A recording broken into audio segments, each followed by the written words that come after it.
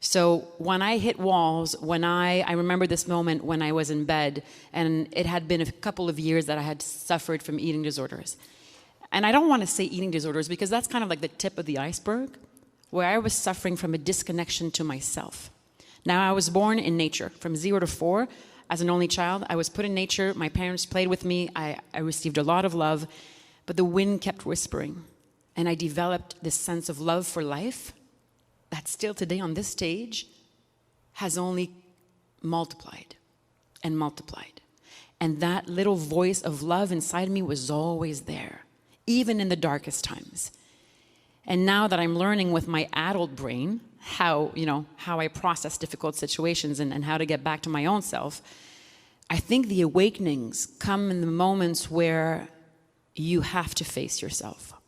And because on my own path as an adult, I've met so many people who, in a culture of comparison, in a culture of celebrity, all we are taught is about perfection visually, perfection in our lives, what we see on social media. It reminded me that it's all a delusion. It really is an illusion. So when it comes to fame, because I have a public profile in my life, I'm realizing, and I have for a long time, fame is a complete illusion. It is the apotheosis of delusion. Because we are bringing up people to a state of adoration. And it's okay, we have adored gods and goddesses through history, but I think that it is very dangerous to stay in that state. World leaders that I would say really give out a sense of disconnect from their own selves. Sometimes I look at them, and obviously I've seen for myself what's happening with the world because of their decisions. So it's like, oh my God, this can't be true. But it is true. And those adults are traumatized children who have never faced their awakening moments. So I feel for them. And I have chills now because it's cold, but because I have chills too. Because those moments of awakening, they hurt like shit. And you question everything. I think somebody asked Thich Nhat Hanh, what do you do when the present becomes unbearable? Those moments of unbearability where you think it's over. It hurts way too much. I can't handle this. I was trembling one night in my bed when I was about 19 years old. I didn't want to do this to myself anymore. I didn't want to purge after a meal. I didn't want to think about how much I would weigh 16 times a day. I didn't want to leave class around lunchtime to find the hidden bathroom at the end of the school because I was so ashamed of what I was suffering.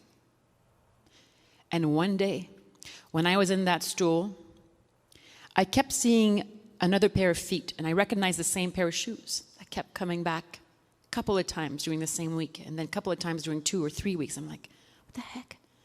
Well, that girl was eating her lunch in that stool because she was heavy and laughed at, didn't fit in. I was her. She was me. There was no difference. I almost kind of wanted to hold her hand from under the bathroom stall, you know? Awakening is miraculous. And I think it's Albert Einstein who said, you can live life two ways, either nothing matters or everything is a miracle. And he's a scientist. In my soul, I experience that everything is a miracle, even when it hurts like hell. And is it Sartre who said, l'enfer, c'est l'autre, hell is the other.